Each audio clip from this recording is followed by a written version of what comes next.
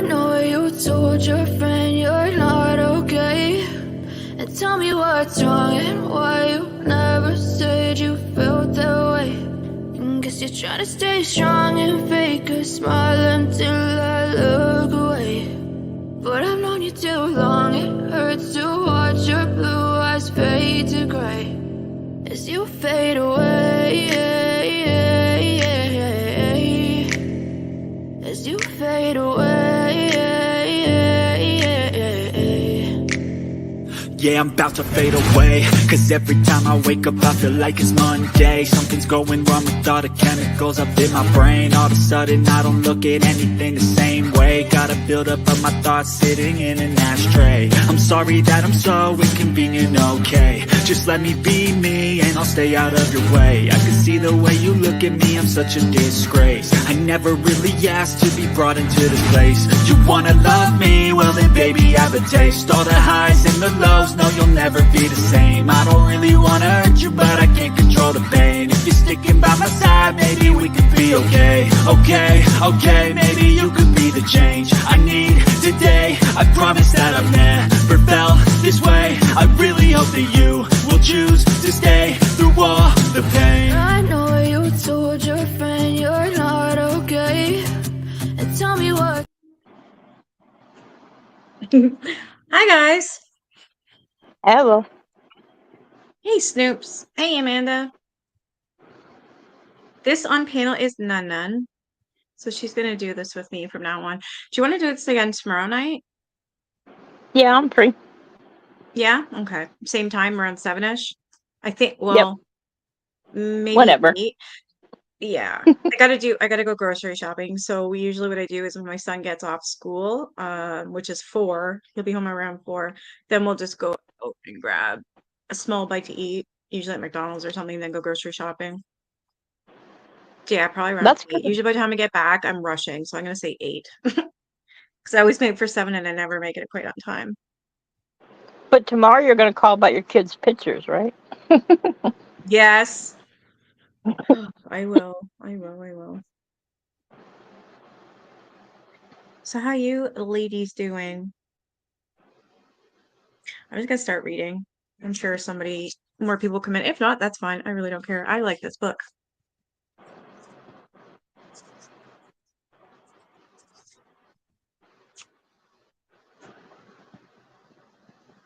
I'm just gonna read like the last little paragraph here. Okay, so they left a steak knife protruding from his throat. Rosemary suffered 41 stab wounds, many inflicted after she died. Before they left, the killer scrawled helter skelter in blood on the refrigerator. They spelled helter wrong. They spelled it Hilter. So misspelling the Beatles song Helter Skelter on the walls. They smeared Rise and Death to Pigs in Leno's blood. I missed your lot. Oh, I was out. I had to take Jack to the vet and then I was cooking dinner.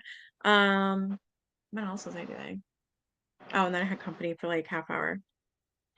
So yeah, I probably did miss it. Sorry. Is it with the book? Is it the book you're reading? If so, I'll have to watch it again tonight. With Miss Tinnings.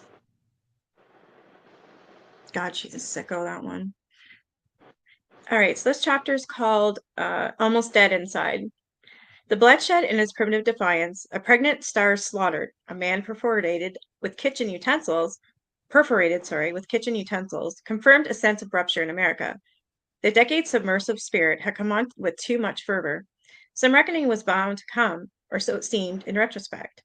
The latent violence couldn't contain itself forever. You read 2 chapters? No, I'm glad that you told me because I would have probably didn't even see it or something. I'll read it tonight. I'll watch it tonight while I'm in bed. I always watch something while I'm in bed before I sleep. The nation was immured in these events, in the motive, the manhunt, and then in 1970, the sensational 9.5-month-long trial. But Manson and his cohort weren't brought to justice for nearly 4 months. With the suspects at large, rumors proliferated and the tension reached a fever pitch. For a while, the police maintained that the 2 sets of murders were unrelated. The LaBianca were victims of a copycat attack. Even Truman Capote, whose In Cold Blood was only a few years old, fell into the speculative fever, appearing on The Tonight Show to provide a fantasy explanation of the murders. He blamed them on one person, with the motive, a fit of rage, and a heaping portion of paranoia. I don't know how they didn't realize they weren't related. I mean, wasn't that kind of obvious? You would think. Yeah, I don't. The same section of I think Hollywood. The you same would think motive. that they would connect the dots a little bit better, but And they didn't. It took them forever, I found. Like, wow. As the days turned into weeks into months, two separate teams of LAPD detectives, one assigned to Tate, the other to LaBianca, failed to share information, believing the crimes unconnected. Yeah, that pissed me off. I remember reading that in the other book. I'm just like, how could they be so stupid? There's so much information they need to be sharing because clearly they're related. So, like, as a reader, I was getting so frustrated because this could have done so much better, I think, anyways.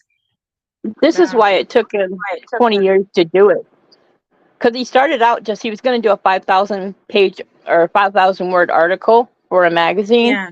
And then once he got into it and he started to discover different things, that's how it came into this huge book. Because it was just for an article. Yeah, for US Magazine, wasn't it? Yeah. And now it's huge. This big. Yeah. As they lost valuable time pursuing false leads, doubt and ridicule followed them in the press. For almost 4 months, the police would say that they had no real idea who had committed some of the most appalling murders in the history of the country. Talk about the murders long enough, and inevitably, someone will bring up Joan Didion's, is that how you say it? I'm not sure. Famous remark from the White Album. The 60s ended abruptly on August 9th, 1969. The tension broke that day. The paranoia was fulfilled. There's a germ of truth in that.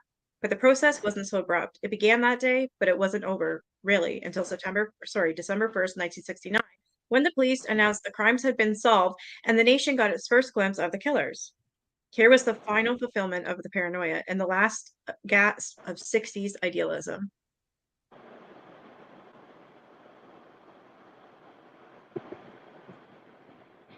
No, you're not late at all, Triple. Hey, Heavenly Cow. At LAPD headquarters, and Chief of Police Edward M. Davis stepped up to an array of 15 microphones and announced to a stunned crowd of 200 reporters that the case was solved. Warrants were out for Charles Watson, Patricia Krenwinkel, and Linda Kasabian. More people would be named pending grand jury indictments. Davis added, to everyone's astonishment, that the Tate and LaBianca murders connected. Like screaming, duh. They don't seem to be very swift back then. I don't think so either. I love your name, Bitch McConnell. You've been dying to get this book. It's really good. I would really recommend it. I barely read it, like barely touched it, and I've been laughing my ass off. It's a great book. I'm sorry, Triple.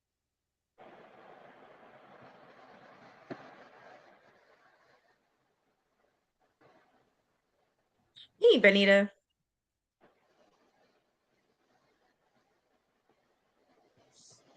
Sorry, I'm trying to figure out where the hell okay, there we go. The suspects may have been responsible for a series of other unsolved homicides, too. He didn't name Manson or Susan Atkins that day because they were already in custody. In mid October, Manson, with a welter of his followers, had been apprehended on auto theft charges at the Barker Ranch, a hideaway in forbidding Death Valley. Its seclusion surpassed even that of the Spawn Ranch. Atkins had been charged with another unrelated murder, that of Gary Hinman, an old friend of Manson, and was being held at the Sybil Brand Institute, a jail for women in Los Angeles County. She bragged to cellmates about her complicity in the Tate murders. Those offhand remarks broke the case open for the LAPD, who began to connect the dots they've been staring at for nearly 4 months. Journalists dug into the story. Images, mugshots of Manson and the family were emblazoned on front pages and TV screens around the world. The cognitive dissonance was intense. These weren't the faces of hardened criminals or escaped lunatics. They were hippies, stereotypical flower children. In the bloom of wide-eyed youth, the men unshaven and long-haired, wearing beads and buckskin jackets, the women in jeans and tie-dye tops, no bras, their hair tangled and unwashed. They talked like hippies too, spouting an ethos of free love, monogamy and marriage in favor of sexual experimentation. They lived in roving communes, caravanning along the Golden Coast in Technicolor bright buses and clunkers cobbled together from spare parts. They believed that hallucinogens strengthened the spirit and expanded the mind. They gave birth naturally and raised their children together in rustic simplicity.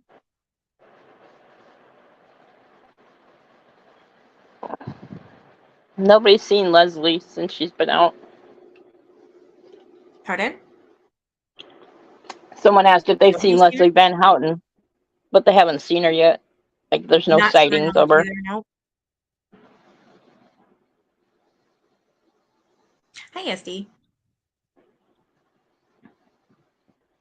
My phone. Okay. I'm subscribed to way too much crap because my phone goes off every few seconds. I swear. Between Discord, Twitter, Rumble, YouTube. Oh my gosh. Yeah, no problem. In other ways, though, their philosophy was agnostic, verging on theological. Time did not exist, they proclaimed. There was no good, no bad, and no death. All human beings were God and the devil at the same time and part of one another. In fact, everything in the universe was unified, one with itself. The family's moral code, insofar as existed at all, was riven with contradictions. While it was wrong to kill animals, even the snakes and spiders in their bunkhouses had to be carefully spared. It was fine to kill people because a human life was inherently valueless. Okay. To kill someone was tantamount to breaking off a minute piece of some cosmic cookie, as Tech Watson later put it. If anything, death was something to be embraced because it exposed your soul to the oneness of the universe. If they really believe that, then why didn't they just kill each other? Just saying, That was my thought too. right? My husband just took the kids to Walmart, so I'm alone enjoying the peace and quiet.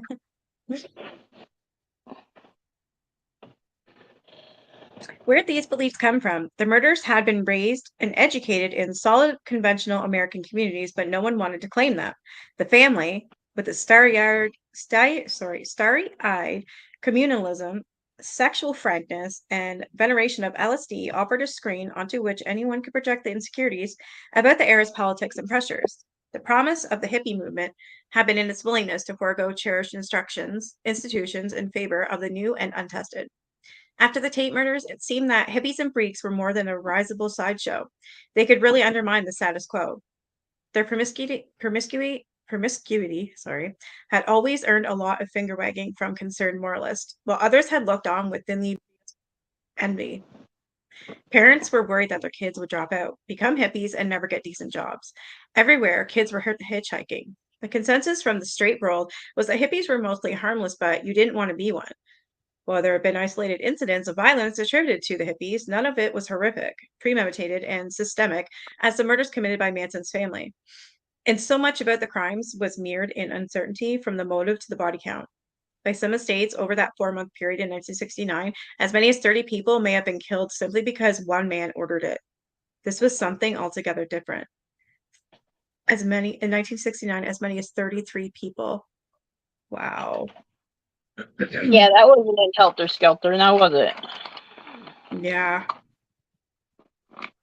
On December 12th, with the nation still reeling from the indictments, a piece in Time magazine drew spacious parallels between hippies and violence. In the movement's invitation to freedom. I talk too much today, clearly. I can't get my damn words out. I was yapping at the vet. I was yapping with you. I was yapping with my sister on the phone. Oh my God. You're doing fine. I'm just like stumbling. Why do you think I'm having you read it, not me? Thanks.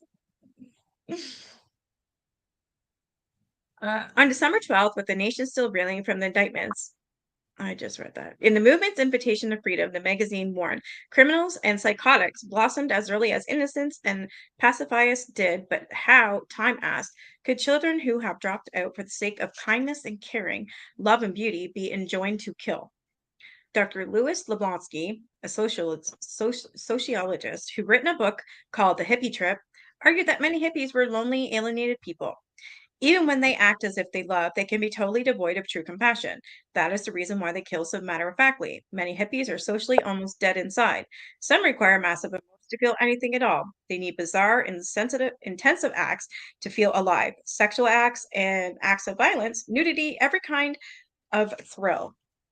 All right. The Mechanical Boy. And this Charles Miles Manson, whose face was suddenly everywhere, was he not the epitome of the thrill seeker? A 35-year-old ex-con, roughly half his life willed away in federal institutions, had ensnared the lives and minds of his followers, mainly young women, numbering variously between 2 to 3 dozen. The majority of the family members had been under Manson's influence for far less than 2 years, some not even close to that. Yet all of them would do anything Manson asked, without question, including slaughtering complete strangers. He had cultivated extreme compliance. Sorry.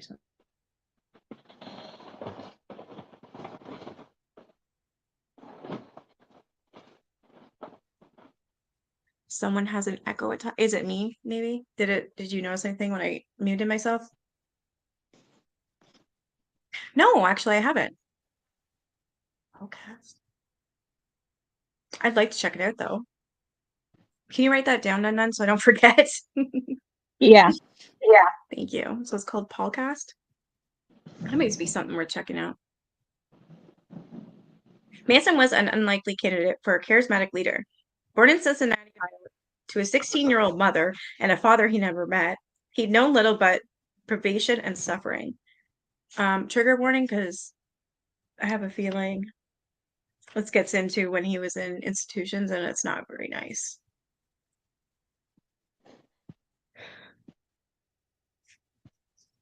Few would be naturally inclined to look up to him, and in the most literal sense, not many could. He was only 5'6". Manson spent his earliest years in neglect. When he was still an infant, his mother would leave him to go on benders with her brother, during one of which the pair decided to rob a guy who looked wealthy. Within hours, they'd been arrested, and Manson's mother was in prison for several years. He was 8 when she was released, and they spent the next months with succession of unreliable men in seamy locales. His mom racking up another arrest for grand larceny. Eventually, she pursued a traveling salesman in Indianapolis, marrying him in 1943, and trying to cut back on her drinking. Manson, not yet 9, was already a truant, known to steal from local shops. Well, fuck, he learned from this, didn't he? His mother looked for a foster home for him. Instead, he was made a ward of the state and sent to the Gilbert School for Boys, a Catholic-run school for delinquents in Terre Haute, Indiana. Terre Haute. Terre Haute? Yep. Thank you. He ran away. His mother took him back. The separation must have weighed on him, at least to go by his acolyte Watson, who later wrote that Manson had a special hatred for women as mothers. This probably had something to do with his feelings about his own mother, though he never talked about her. The closest he came to breaking his silence was in some of his song lyrics. I am a mechanical boy. I am my mother's boy.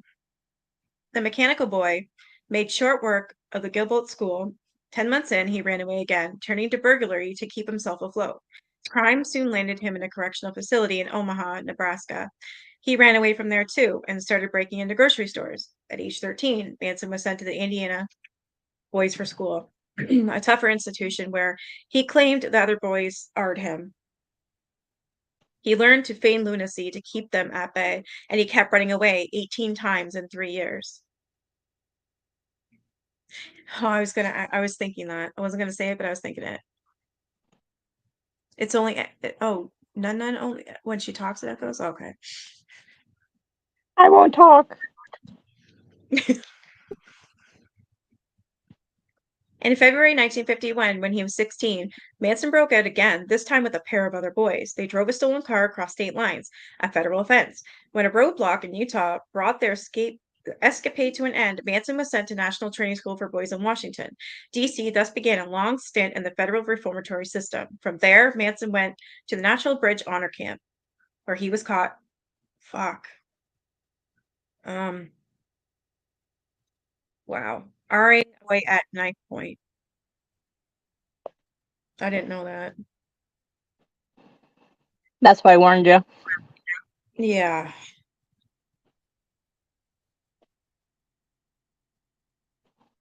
Wow. To a federal and reformatory in Virginia, where he racked up similar offenses, and to a reformatory in Ohio, where a run of good behavior earned him an early release in 1954, though caseworkers have taken frequent note of his antisocial behavior and psychic trauma. In less than a year's time, he had a wife and a baby on the way. He took on various service jobs, but he couldn't give up stealing cars, several of which he drove again across state lines. Those crimes, plus his failure to attend a hearing related to one of them, netted him a 3-year sentence to Terminal Island, a federal prison in San Pedro, California. By the time he got out in 1958, his wife had filed for divorce, and he turned to pimping to make a living. The following May, he was arrested yet again, this time for forging a government check for $37.50. This got him another 10-year sentence, but the judge, moved by the plea of a woman who said she was in love with him and wanted to marry him, suspended the sentence right away, letting him go free. That was stupid. Manson kept pimping, stealing cars, and scheming people out of their money. The FBI was surveilling him, hoping to bust him for violating the Mann Act, which forbade the transportation of prostitutes across state lines. They were never able to bring the charge, but when Manson disappeared to Mexico with another prostitute, he was found in violation of his probation, and the 10-year sentence he'd received earlier was brought into effect. The same judge who granted him probation now decreed, if there ever was a man who demonstrated himself completely unfit for probation, he is it. Stuck in prison for the long haul, Manson took up the guitar and dabbled in Scientology. Oh my gosh. The staff noted his gift for charismatic storytelling and his enduring personality problems. He made no secret of his musical aspirations. From behind bars, he observed with great interest and envy the meteoric rise of the Beatles. When he was released at age 32, he'd spent more than half his life in the care of the sick. He preferred life in prison, he said, so much so that he asked if he could simply remain inside. He has no plans for release, one report said. As he says, he has nowhere to go. Wow, I did hear that in the other book too.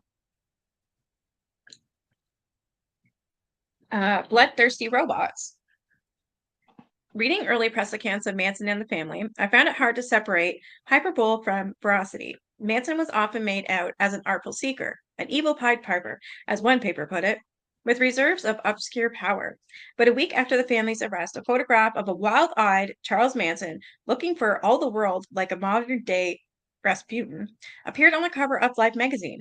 Inside the issue, the Manson women, many of them barely teenagers, posed with babies slung over their slender shoulders. They spoke of their love and undying support for Charlie, whom they deemed the second coming of Christ and Satan in one. That's crazy. It is crazy. Hey, puppets. Manson was man. Hey, Kevin.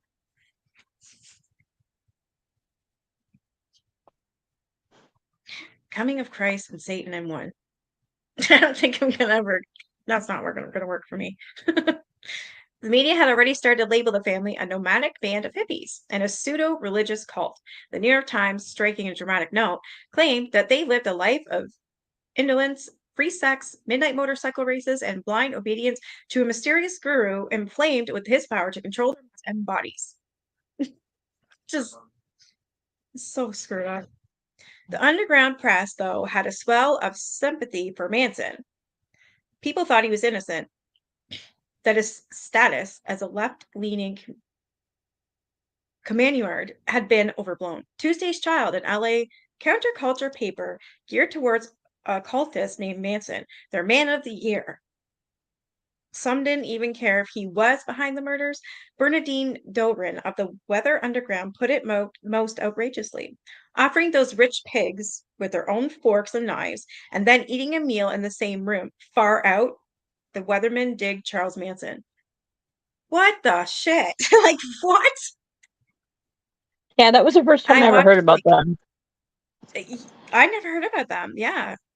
So Bernardine Doran of the Weather Underground. Jesus, named him the Man of the Year. Makes you wonder if she's still around today. Yeah, What she that's thinks today. I think she's a groupie. Sounds like it. Maybe she's changed. I don't know, but wow. I watched the first television footage of Manson. Cameras followed as bailiffs led him to the pretrial hearing, shackled, stooped, and glaring. I saw a few traces of his fabled charisma, but I understood how his unsocialized air of pseudo-systemicism and jailhouse aggression seemed authentic. Manson brought a rollicking exhibition of controlled insanity wherever he appeared before the bench. He quarreled with the judge, arguing that he should be allowed to represent himself. The girls, for their part, mimicked their leader's behavior, publicly battling the judge and their court appointed defense attorneys at every opportunity and refusing to obey even the most fundamental rules of the courtroom decorum. From what I read in the other book, oh my God, like why they even let the women in the room at all, ever, I don't know, because they were kicked out every single time because the shit that they would do. You know what I mean? Like I don't even know why they freaking. I think it was Ugh. to make more headlines. I mean, personally, I think it was to make it more grandiose, like bigger, and people would, say, "Oh, look what happened in court today," and They had to because it was ridiculous having those women in there every single time. They lasted what 10 minutes and they were booted out every single time. It was it stupid. definitely wouldn't happen today in today's No. courtrooms.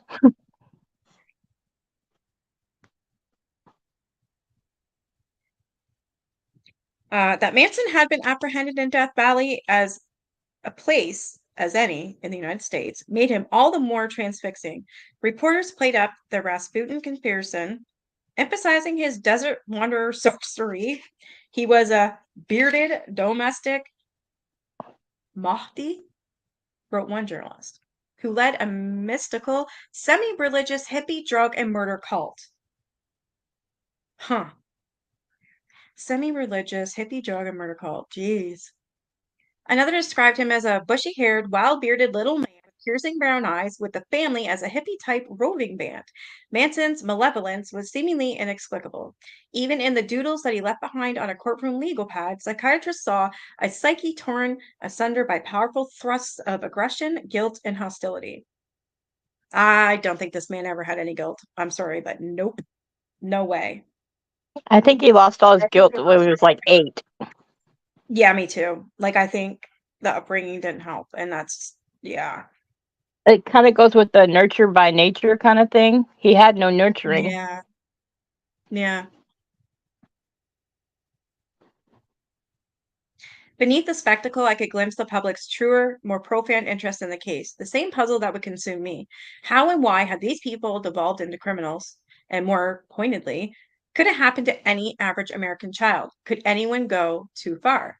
The trial started in July 1970. The jury was sequestered at the Ambassador Hotel, where 2 years earlier, Bobby Kennedy had been assassinated.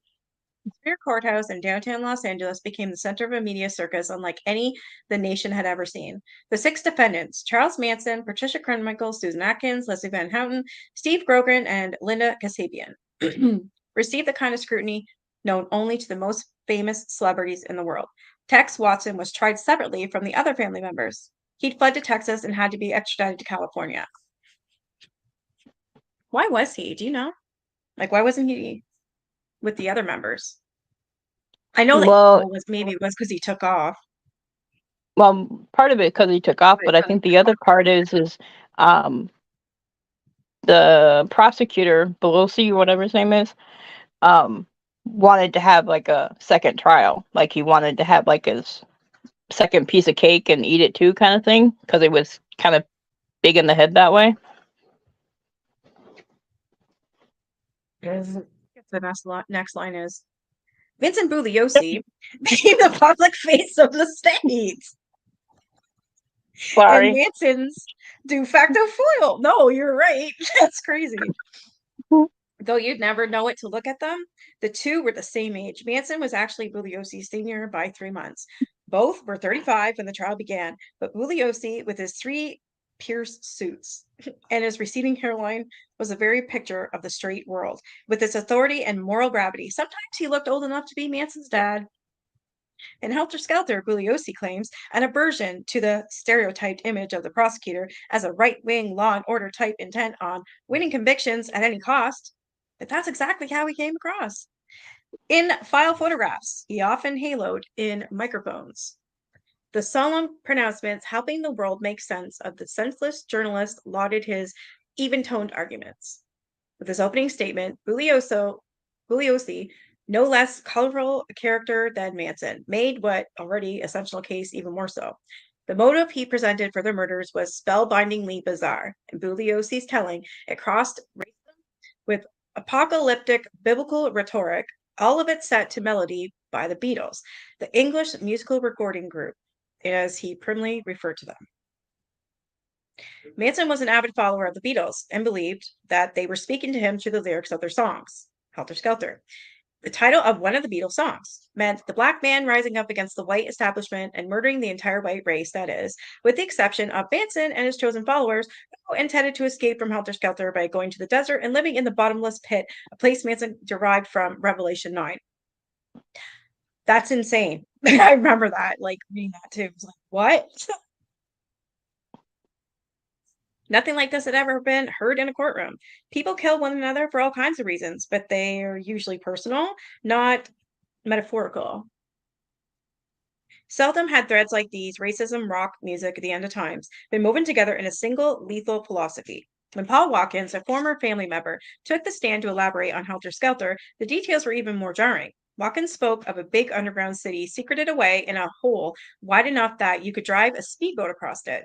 From the book of Revelation, the family knew the city would have no sun and no moon and a tree that bears 12 different kinds of fruit.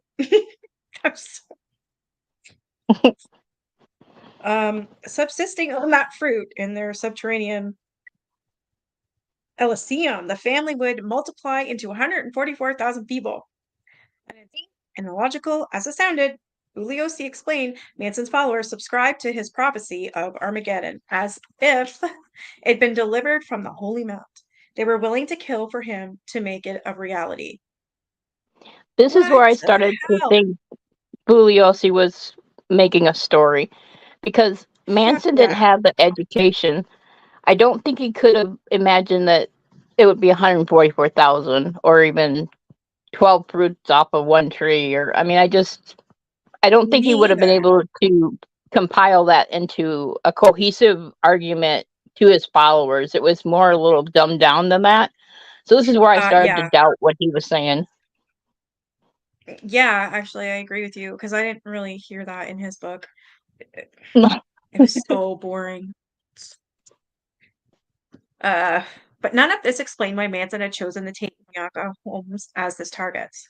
Manson had known the former tenant at the Tate house, Terry Melcher, a record producer and the son of Doris Day. Melcher had flirted with the idea of recording Manson, who had dreams of rock stardom, but he decided against it sometime in the spring before the murders. Manson had gone looking for Melcher at the house, hoping to change his mind, but a friend of the new tenants told him that Melcher had moved out. Manson didn't like the guy's brisk attitude. Consequently, the house on Cielo Drive came to represent the establishment that had rejected him. When he ordered the killings, he wanted to instill fear in Terry Melcher, Susan Atkins had said, sending a clear signal to the stars and executives who snubbed him. As for the La Bianca house, Manson had once stayed in the place next door. That house was no longer occupied, but it was no matter. The neighbors, Manson decided, would suffice as targets because they too, no matter who they were, symbolized the establishment he sought to overthrow with Helter Skelter. Yeah, I think it was even less than that, to be honest, Snoops. I think it was like less than 6th grade. Yeah, like it was really low. Really low.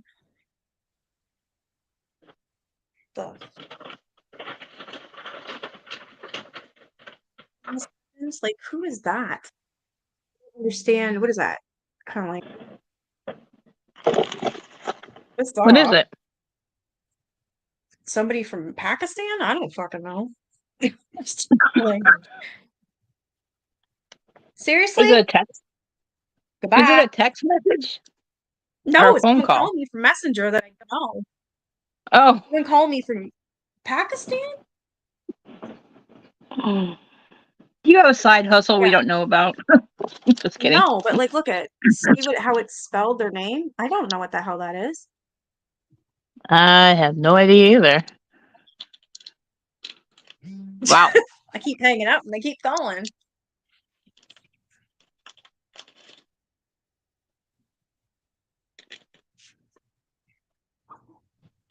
Maybe it's a ghost.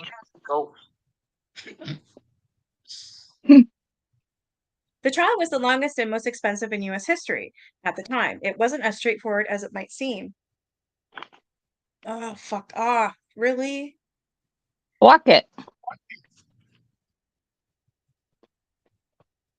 I don't understand you. Stop calling me. They're video calling me. No, it's a dick. I guarantee it's a dick. Mm. It's probably a penis. Like, I don't know why, but apparently, maybe you want a trip for two to bumfuck Egypt. I don't know, but it's a video call, not a call from Messenger. So I guarantee it's a dink. It's happened before. I had some guy from, yeah, who knows where, way far in the land. And he was telling me to lift up my shirt and he had money in his hand going like this. I'm like, who the hell are you? I'm like, to lift up my shirt. He goes, and he had money in his hand. He was waving it. I was like, stop. Hung up on him. Like, seriously? Where do you guys come from? You just randomly call women, expect that they're gonna do that for money? Gross. So I think that would be another one, probably. Okay, so the trial was the longest and most expensive in US history at the time. It wasn't as straightforward as it might seem, because Manson himself hadn't actually murdered anyone. He hadn't set foot in the Tate home at all, and though he entered the LaBianca home, he left before his followers killed a couple. That meant Manson could be convicted of first-degree murder only through a charge of conspiracy. According to the legal principle of vicarious liability, any conspirator was also guilty of the crimes committed by his co-conspirators. In other words, if the prosecution could prove that Manson had ordered the killings, he would be guilty of murder, even having not laid a finger on any of them. Bugliosi had to show that Manson had a unique ability to control his followers' thoughts and actions, that they would do whatever he asked and even kill complete strangers. It would have been a complicated case even had things proceeded smoothly, but the family did all they could to throw sand in the gears. On the very first day of the trial, Manson showed up at the courthouse with an X in his forehead.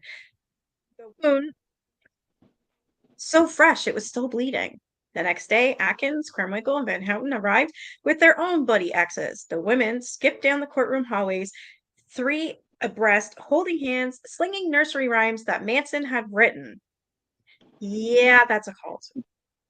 They laughed at the photographers who jostled to get their pictures. During the trial, Manson took umbrage at something. They took it to mimicking his profanity, his expressions, and his outbursts. And that's why they're always kicked out of the damn courtroom. The judge, Charles Older, would often threaten to remove Manson. On one occasion, Manson returned the reproach. I will have you removed if you don't stop. I have a little system of my own. Do you think I'm kidding? Grabbing a sharp pencil, he sprang over the defense table, flinging himself toward Older. A bailiff intervened and tackled him, and the girls jumped to their feet too, chanting unintelligible verses in Latin. As he dragged from the courtroom, Manson remained defiant, shouting, "In the name of Christian justice, someone should cut your head off." This is so it was screwed up the first time I read it. It was a glimpse of the raw pugilism that ran beneath Manson's philosopher guru facade. The judge began to carry a 38 revolver under his robes at point. Yeah.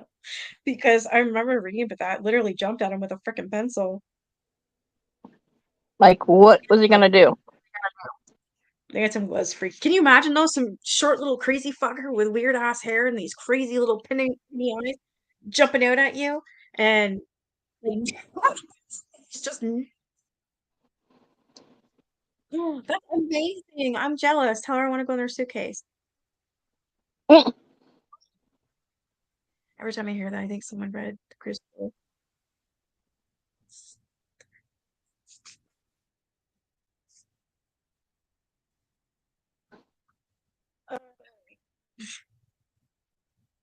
Things were no more orderly outside the courtroom. We're at the corner of Temple and Grand. Members of the family gathered each morning to hold sidewalk vigils. Barefoot and belligerent, they sat in wide circles, singing songs in praise of their leader. The women suckled newborns. The men laughed and ran their fingers through their long, unwashed hair. All had followed Manson's lead and cut X's into their foreheads, distributing typewritten statements explaining that the self mutilation symbolized their Xing themselves out of society. Yeah. I watched that movie. I need to read the book though, but I did watch that movie with Winona Ryder in it. It was just crazy. Those poor so-called witches.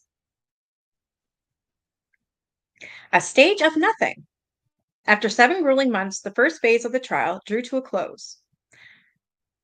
And I missed a whole paragraph.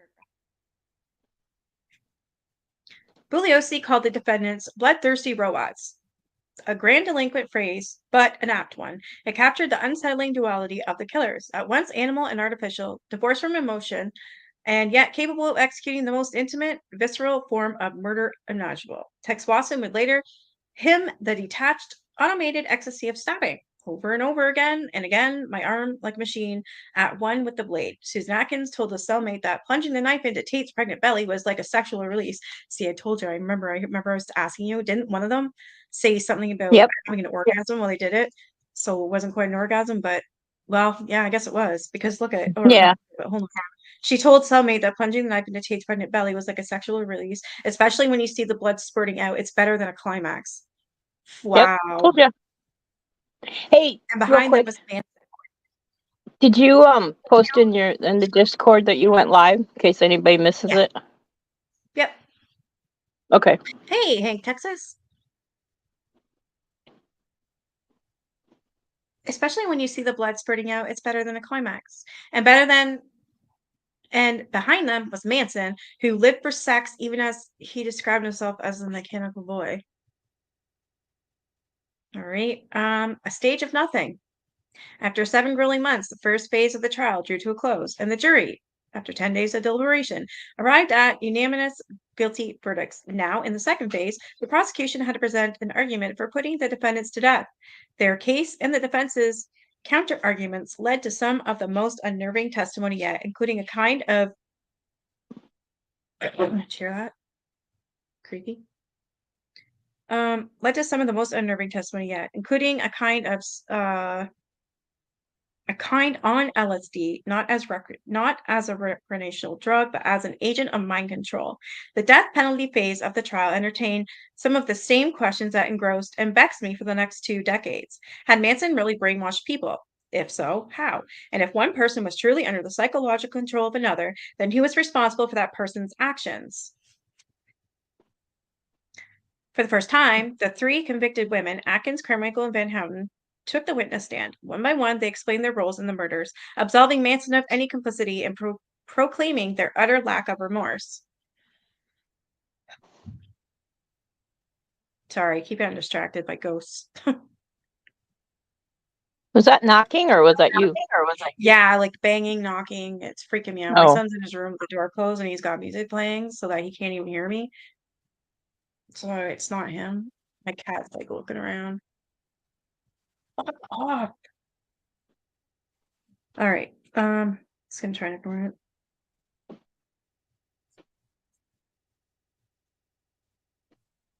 The family of the victims looked on in stunned silence at the women, described their loved ones' final moments in clinical detail. To kill someone, the women explained, was an act of love. It freed that person from the confines of their physical being. I would go, whoever was saying that, like whoever was testifying, whatever, I would have made sure somehow I brought some sort of weapon in. I would have went at them. I don't think I could hold that to myself. You think so? I don't think they had very many in the courtroom, did they? I don't remember if it tells you how many were in the courtroom. I don't know. I forget.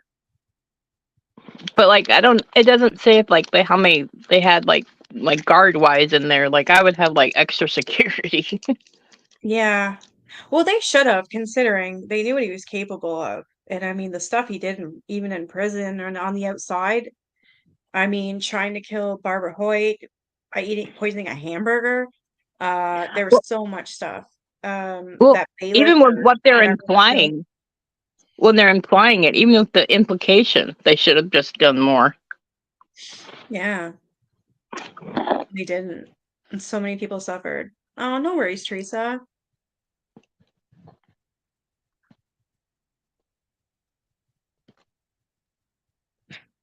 This pisses me off. To kill someone, the women explained was an act of love.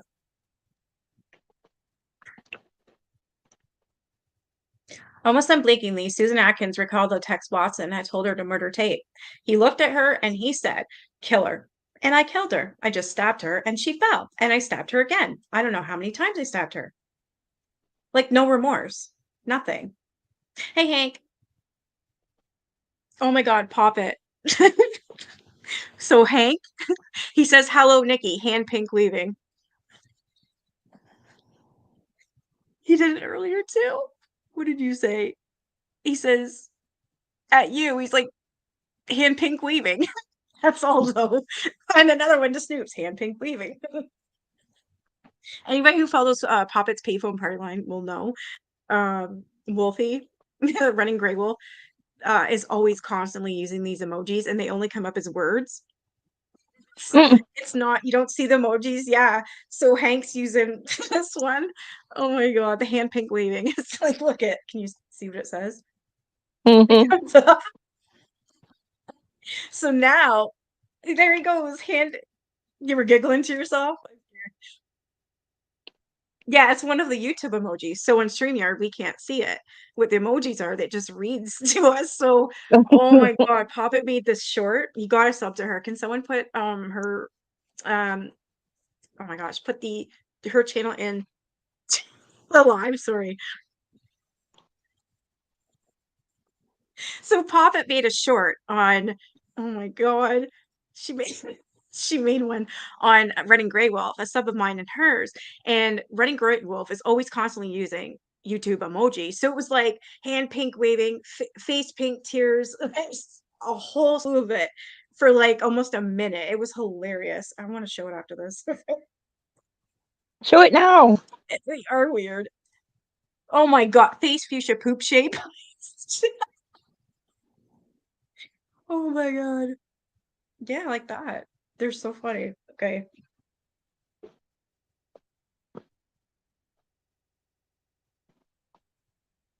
Oh yeah.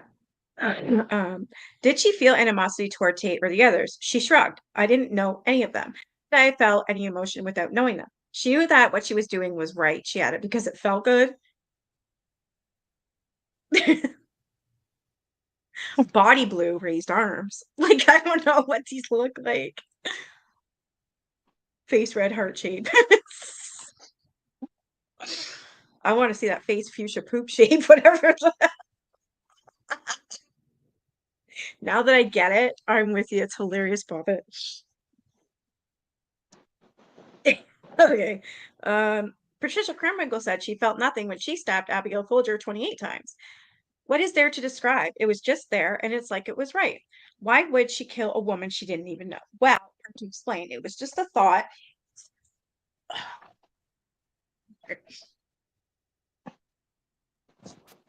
It was just a thought, and the thought came to be. Thank you, super. Yeah, back back to murders. Yeah. I probably come off like so sick. Here I am laughing in the audience, like with you guys, and I go this. Oh. Sorry is only a 5-letter word, Leslie Van Houten told the courtroom. I can't bring back anything. She helped stab Rosemary LaBianca 41 times. What can I feel? Van Houten said. It has happened. She's gone. Wow, the no remorse makes me want to punch them all. And now she's free. Yeah, no right to be free. Sick. And unrepentant as the women were, Bugliosi had his work cut out for him when it came to securing the death penalty. His reasoning relied on seeming contradiction. He'd argued during the first phase of the trial that the women were brainwashed zombies. I don't remember that.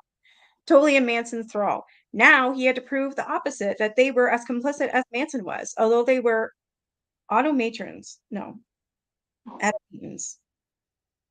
Bugliosi said, slavishly obedient to Manson's every command, that the women still had, deep down inside themselves, such bloodlust that they deserved the death penalty.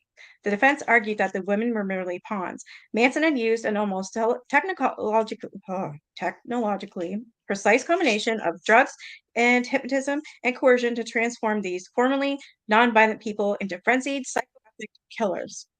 At that point, scientists in the United States had seen studying LSD for only a little more than a decade. It is far from a known quantity. Manson, the defense said, had used the drug to ply his impressionable followers, assessing the innermost chambers of their minds and molding them to his designs. Former members of the family had often recounted Manson's systematic brainwashing methods, beginning with the seduction of new recruits by bombarding them with love, sex, and drugs. On the witness stand, Paul Watkins outlined the near weekly orgies that Manson orchestrated at the Spawn Ranch. That's no joke. Is Krenwinkel still in? Yeah, it's Miss Van Houten that's out, right? Yeah, Van Houten.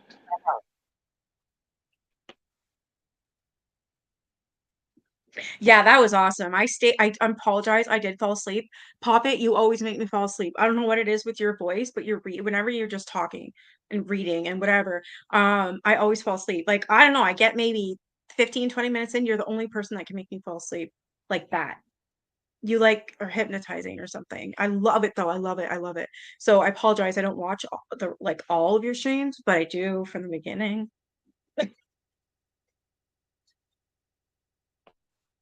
Would you say poor Teresa? I think she wanted a sample, and I cornered her like, "No, stay. You were patient with me." Oh yeah, we were whatever I heard. I ended up going back and listening to it all. Autistic's here. I don't see her. Patricia I don't. Krenwinkel got denied again by the governor of California. Yeah, good. Where do you I see think the autistic, reason Teresa? I think the reason Van Houten got out was because they determined that she didn't actually kill. It was after she was already dead. That's why they finally just stopped opposing her release. Yeah. No, neither do I, Pop It. That's why I said it. It's amazing. You make me fall asleep like that. I don't. It just blows my mind. No, you do it because you know I won't. I'm up here on panel. You know how it is, Super. When we're on panel, we don't think about posting on anybody's channels. So don't wait for me. Please post your own channels if you're a mod of mine, or post. Don't wait for me to tell you to self or get your mods to share other people's channels. You know I'm totally on for that.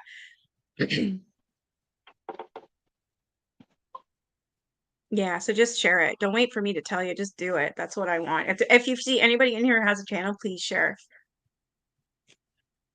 And no shame in your game, Stu.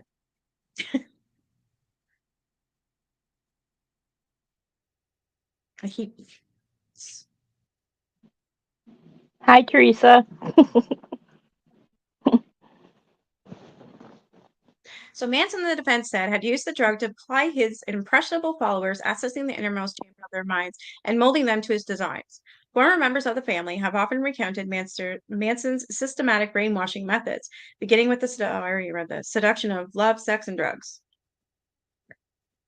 Paul Watkins outlined the near weekly orgies that Manson orchestrated at Spawn Ranch. The leader would hand out drugs, personally deciding everyone's dosages, and then, as Bugliosi writes in Helter Skelter, Charlie might dance around, everyone else following, like a tree.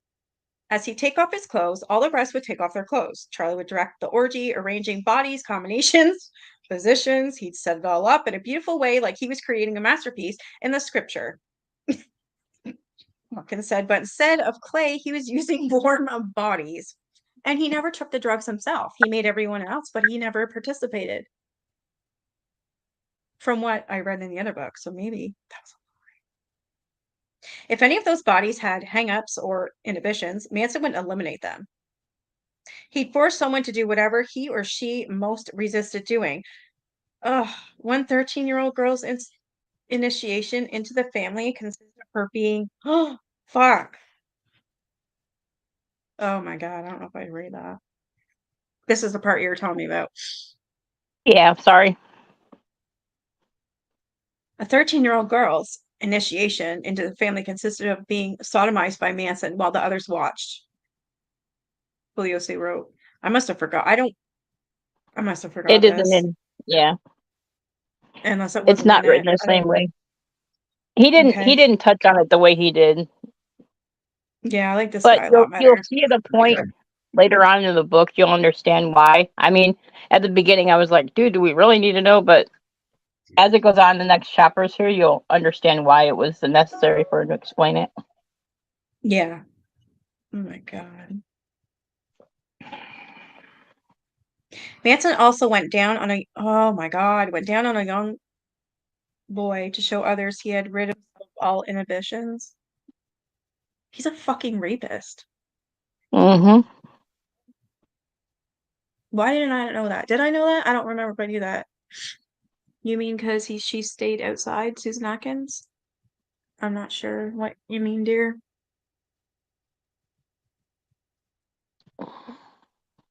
Leslie Van Houten, you mean? Yeah, because Susan was inside and Van Yeah, Susan Houten went on and no, the the one that was outside was Linda Kasabian. Kasabian. Yeah. Leslie Van Houten was the one that went to La Bianca's, and when they were killing her, she was the one that was stabbing her over and over and over again. But they think that she was already dead by the time that she actually put the knife to her. What the shit? Done. Thanks, Snoops.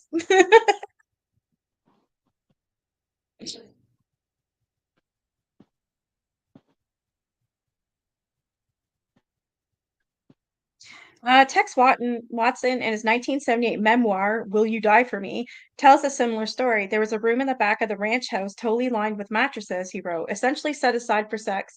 As we had any inhibitions, we still weren't dead. We were still playing back what our parents had programmed into you. Having made them feel freed and wanted, Manson would isolate his followers from the world beyond the ranch, giving them daily tasks to support the commune and forbidding them from communicating with their families or friends. He was a world without newspapers, clocks or calendars. Manson chose new names for his initiates. In order for me to be completely free in my mind, I had to be able to completely forget the past. Susan Atkins testified, the easiest way to do this is to have to change identity. Their introduction was complete after they participated in a lengthy LSD sessions, often stretching over consecutive days with no breaks, during which Manson only pretended to take the drug or took a much smaller dose. Clear headed, he manipulated their minds with elaborate word games and sensory techniques he developed in the 2 years since his release from prison. People were saying that he was. Super Snoop's on a roll on you. Like, look what you put. She's.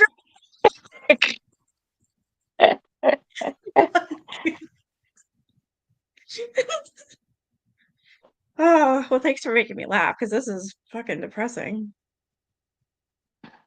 Yeah, I don't know where I was again. Oh yeah, wasn't he? They were saying that he. Speaking of the CIA, wasn't? Is there going to be a part in here when they say that he was actually in MK Ultra or programmed or worked on by them? Yeah, you'll find it. Okay, thought I heard that. With only a negligible. Oh, real I quick. can't. Yep.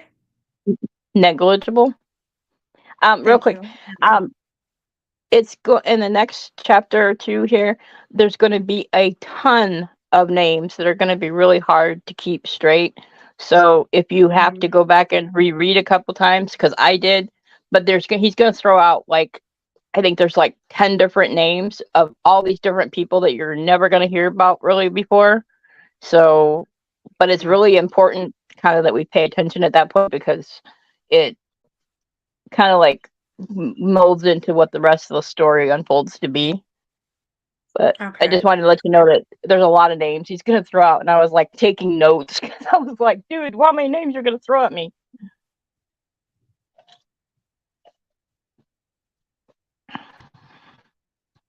So clear-headed, he manipulated their minds with elaborate word games and sensory techniques he developed in the 2 years since his release from prison. With only negligible Choose your outfit negligible on Amazon. no, Look at what Snoop negligible put now. or choose her outfit yourself by browsing through. Do I have clothes on there? No, in a way. Do I? I don't think I do. I need to see what it is because it's so old. It's been on there forever. So downtime between acid trips, detachment was all the easier. Every experience led the family to drift further from reality until eventually even basic contradictions seemed tenable. Death was the same as life, good was no different from bad, and God was inseparable from Satan. This is fucked up. Paul Watkins believed that Manson wanted to use LSD to instill his philosophies, exploit weaknesses and fears, and extract promises and agreements from his followers. And it worked. Watkins recalled an insurance in which Manson told Susan Atkins, I'd like half a coconut, even if you have to go to Rio de Janeiro to get it. Atkins got right up. Sorry. Snoops is killing me. Oh my god. Oh my God. If someone comes into this live, they're gonna go, what the heck? Nikki's got a strip. She wears thongs.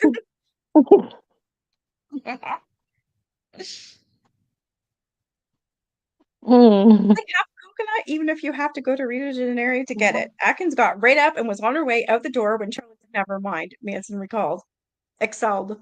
Watkins said at locating deep-seated hangups, he took up residence in people's heads, leaving them with no point of reference, nothing to relate back to, no right, no wrong, no roots. They lived in a new reality summoned by LSD, which left them melt-twisted and free of pretension in timeless spirals of movement. Ironically, as his fathers became more and more robotic, Manson taught them that people in the straight world were like computers. The families Brooks Poston wrote.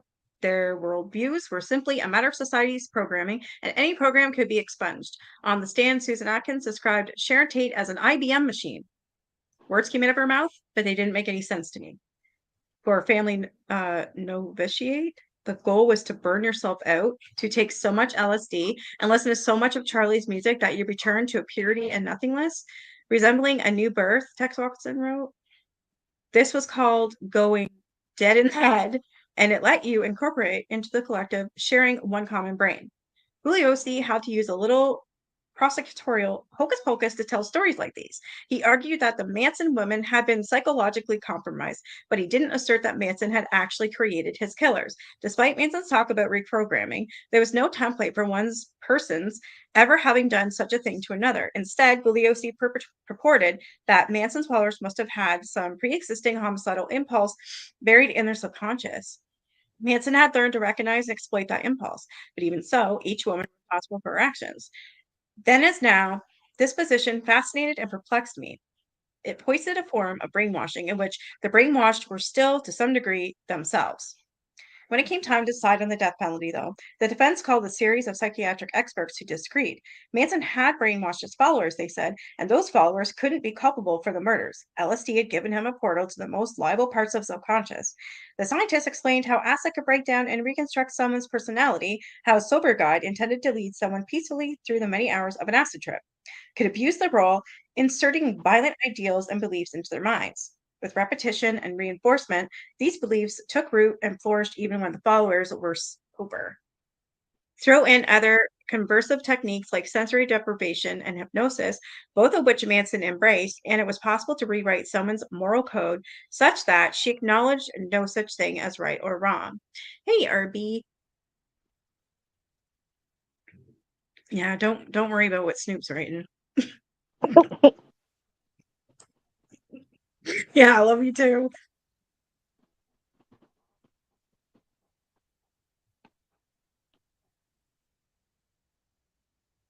Dr. Joel Fort, a research psychiatrist who opened the nation's first LSD treatment center, was one of the defense witnesses. He believed that Manson had used LSD to produce a new pattern of behavior for the girls, resulting in a totally neutral system which saw death or killing in a completely different way than a normal person sees it, free of social concern, compassion, and moral values. In one of the most remarkable exchanges in the trial, Manson's attorney, Irving Kanarek, oh, he was an idiot. Every time I was reading that book, all I did was laugh at this Kanarek fool. Oh my god. Yeah, that was the best part of the book was him. Wait till you find out about him. Oh fuck, he was an idiot. Oh, it was funny though. It was on purpose. Irving Kanarek. It's what? It It's was on on purpose? purpose. Yep. Oh my God. So Irving Kanarek asked Dr. Ford if a school for crime could exist, peopled with social rejects and fueled by LSD. Let us say, with your knowledge of LSD, you have a school for crime and you take them here and you program them to go out and commit a murder here, there, everywhere. Are you telling us that this can be done, that you can capture the human mind by such a school for crime? That sounds like MK Ultra. Mhm. I'm indeed telling you that, Ford said, and he'd never seen anything like it. He compared it to the government's ability through the nebulous powers of patriotism to condition soldiers to kill on its behalf. What no one brought up was how someone like Manson, with little formal education and so much prison time under his belt, had mastered the ability to control people this way. Whether you thought it was full on brainwashing or merely intense coercion, the fact remained he'd done it, no one else had. This remains the most enduring mystery of the case. It's the one that still keeps me up at night. And while all this back and forth about LSD is provocative, it feels like an insufficient explanation. In Helter Skelter, Bugliosi grapples this unfathomable riddle. How did Charles Manson, a barely literate ex-con who spent more than half his life in federal institutions, turn a group of previously peaceful hippies, among them a small town librarian, a high school football star, and a homecoming princess, into savage, unrepentant killers in less than a year? Bugliosi conceded that he still didn't have the answer. All these factors contributed to Manson's control over others. He writes, but when you add them all up, do you equal murder without remorse? Maybe, but I tend to think there's something more. Some missing link that enabled him to so rape and bastardize the minds of the killers that they would go against the most ingrained of all commandments: thou shalt not kill, and willingly, even eagerly, murder at his command. Maybe something in his charismatic, enigmatic personality, non-tangible quality that no one else has yet been able to isolate and identify. It may be something that he learned from others. Whatever it is, I believe Manson has full knowledge of the formula he used, and it worries me that we do not. In the end, Manson and his followers got the death penalty anyway. Bugliosi said that they had coursing through their veins the willingness to kill others. For the jury and for the public, that was much more comfortable truth. These people were in aberration. Brainwashing, complete loss of agency, these were difficult to contemplate, let alone to accept. When you take LSD through enough times, you reach a stage of nothing, Manson had said in court. You reach a stage of no thought. No one wanted to dwell on that. Ingrained evil teased of young women by a mastermind, that was something. And something was better than a stage of nothing. When the jury delivered death sentences to the 4 defendants, Manson, Carmichael, Atkins, and Van Houten, Kasabian had become a witness for the prosecution and was granted immunity. The 3 women sprang to their feet. Their heads were freshly shaved, as Manson's was. They enlarged the X's on their foreheads, as Manson had, and they were livid. You have judged yourselves, Patricia Krenkel screamed at the jury. Better lock your doors and watch your own kids, Susan Atkins warned. Your whole system is a game, Leslie Van Houten shouted. You blind, stupid people. Your children will turn against you. And on the street, Sandy Good, one of Manson's fiercest loyalists, looked into a TV camera and said, Death? That's what you're all going to get. With that, the family was swept off the national stage, and the public could regulate these grisly crimes to the past. 7 people have been brutally murdered, but the nation was confident that we knew how and why, and that the evil people were behind bars. All right, I'm just on chapter 2, and I'll save that for tomorrow night. We're going to live tomorrow night about this, and I'm going to end it with Pop It Short, but first I got to read this.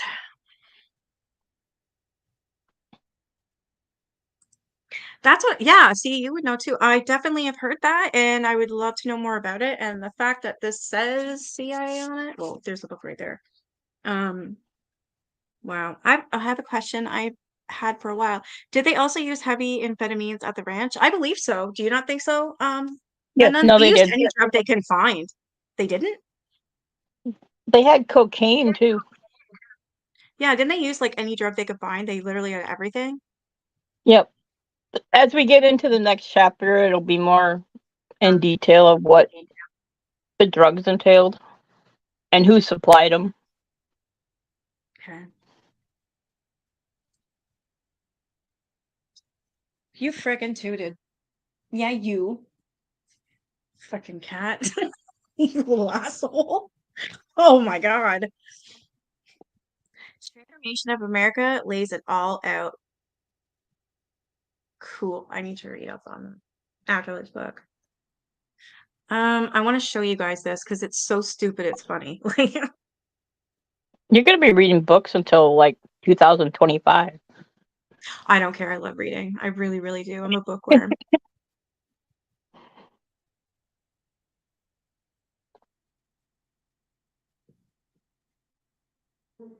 I have it on audio, but I wish we could figure that out. I don't mind reading it, honestly. I don't know. I like having the book in my hand. I don't know. I like my books. Okay. That's why I got it for you. Thank you. Are we gonna watch the thing about the emojis? Yeah, that's what I'm looking for. Oh, Did it a few days ago.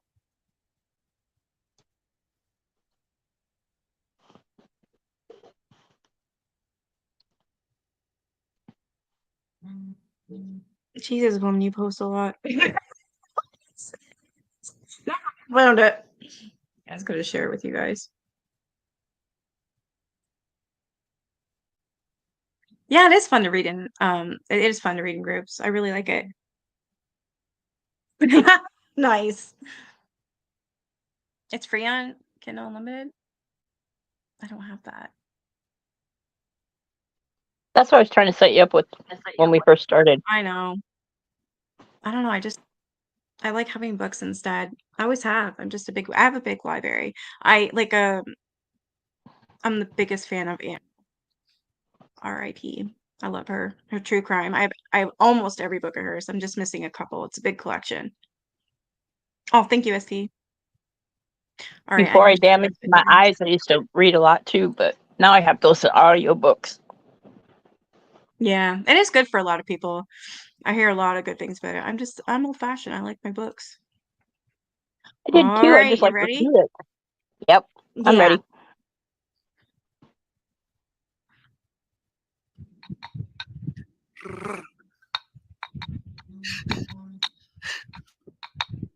Hello, my beautiful friends. Hand pink, waving, face blue, smiling, face heart, red shape, face red, heart shape, red face, red, fuchsia tongue, ow.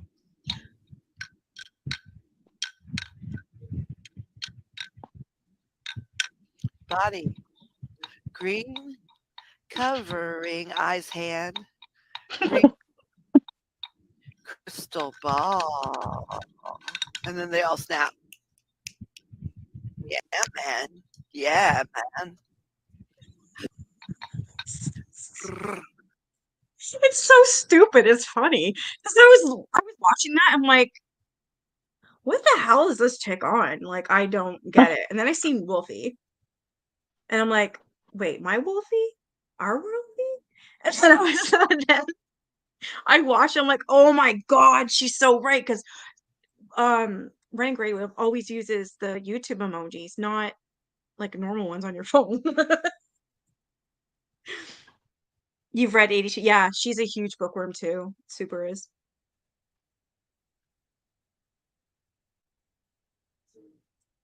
Yeah, In my especially used one, and I have a lot of used books.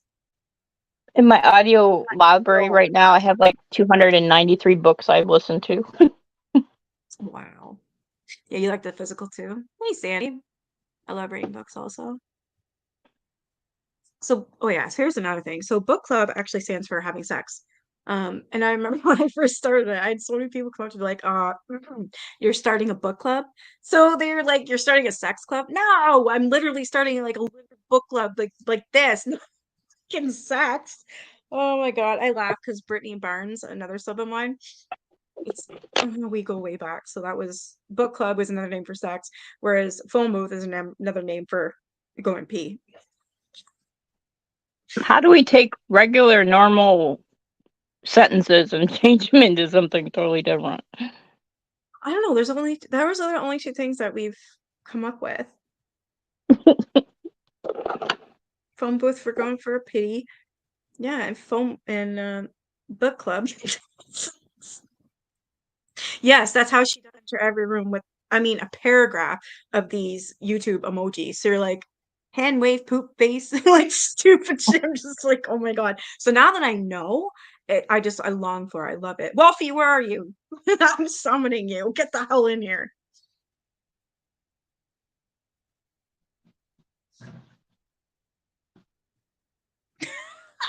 Hey, it's okay. I'm glad you said it because I didn't even think of it. That's another thing too. Your son's, you know what I mean? You have to work around your kid. I told last year I got in trouble by the fam for reading too much, so I had to cut back. I told him to buzz off. In your friend group, you just say it. I don't know. I had like I can't remember. I think I had like almost 200 people in here, and I was like, yeah, I gotta go with phone booth. And Teresa was one of them. Was like, yeah, that means bathroom. Because everybody's like, what the fuck is she talking about? Going to a phone booth like she's live.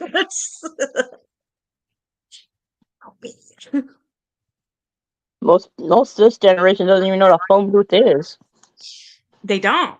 They really don't. There's one. Oh wait, it's gone now. There was one left in my area.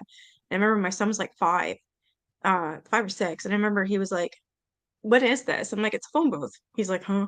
I'm like, "Yeah, it's a phone. You pick up. Like, what are the buttons?" I'm like, "Oh my gosh, really? Like, you guys are all growing up like dense because you don't know what normal things are. They're using computer. Like, my son can't even write his own signature. They're not even teaching that anymore." Not at all. They don't write. All they have is tablets. Like, are you kidding? He needs to know. How is he going to go sign a check or something? Sign over sign a loan, or you know what I'm saying? He doesn't even know how to sign his name. He doesn't know how to write cursive. None of They what he don't does. teach cursive. Pardon? They don't teach cursive anymore.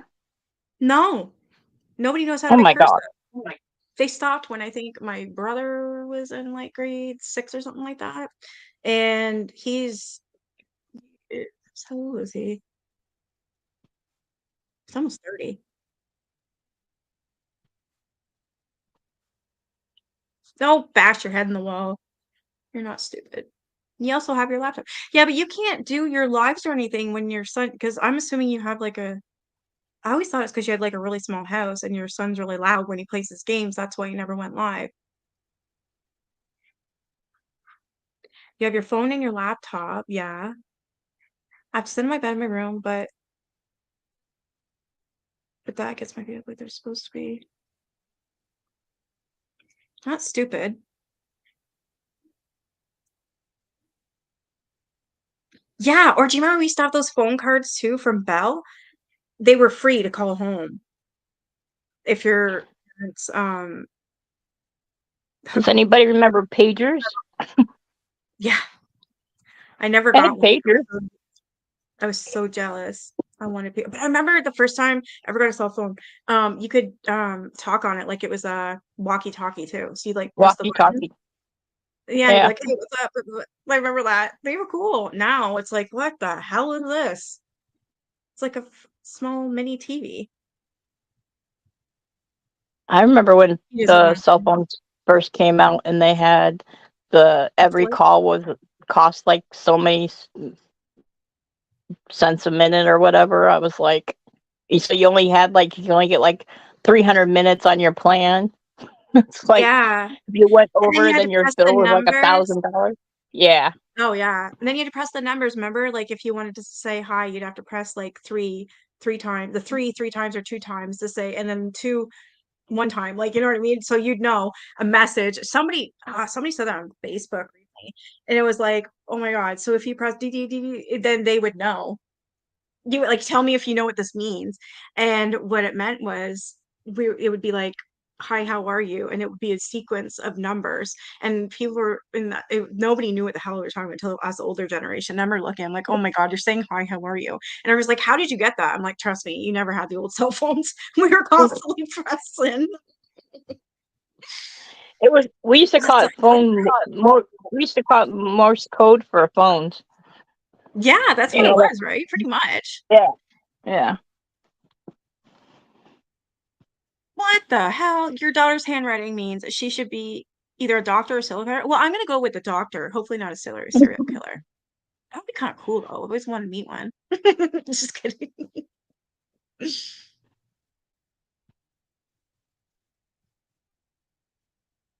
You should get Snoops up here. You bored, Snoops? You want to come up and yappy yap?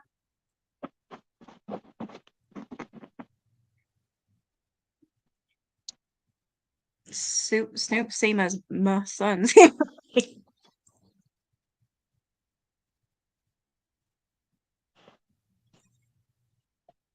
I took my dog to the vet today, and the reason why I did is because he normally has an overabundance of earwax in his little ears. So, Jack, I hate it when it's nighttime around here and there's people out front. It freaks me out. Jack, Jack. Sorry, I'm gonna go make sure my door's locked.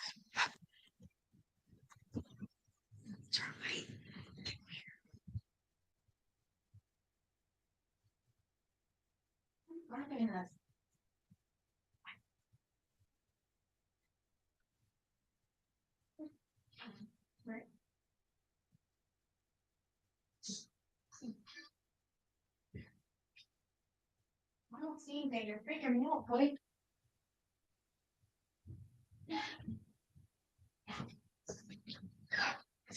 I don't know.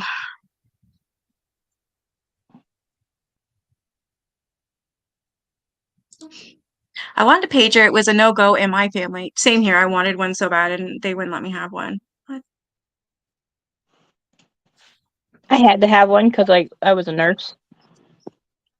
I just wanted one so I could be cool like the other kids. My folks got an 800 number so kids could call home free whenever to avoid it. When my mom's first grandbaby was born, my mother called her and played Mary Had a Little Lamb on. Oh my God, I remember being able to do that. I could never get the whole song though. Like, you know, yeah, you could play that. Sarah's car phone, her family was loaded, and she got all the phone stuff before anyone else. Do you guys remember car phones? Those were huge. Yeah. Yes, she did. Apparently it was a Zoom call, but I don't. From what I understand, it wasn't public, and it only lasted an hour and a half. And the reason why I know that is because she stopped posting for an hour and a half. It was at 11, so literally from 11 to 12:30. Wait till you see the video I got for tomorrow. She's a disgusting piece of crap. You're not a terror. Get the fuck up here. Don't piss me off. Very low. But you're funny. You're funny, Snoops. Everyone get your Powerball tickets for tomorrow. It's 1 point build. I have bad luck. Hell no. Really? That's creepy. Being all over. I used to buy Powerball tickets, but my sister won't buy them for me anymore. And because I don't get to go out, she doesn't want to get them. I don't buy, I've never bought a lotto ticket or anything. I never will. Just because I'm telling you, I'm bad luck. There she is. Hello? Howdy. Okay, Miss sorry. Snoops? Yeah. Hey. So you got, oh my God, you have the same background that Charlotte had. What is that? Like, It's a green screen. It's just a a green green screen? screen. Everybody says that.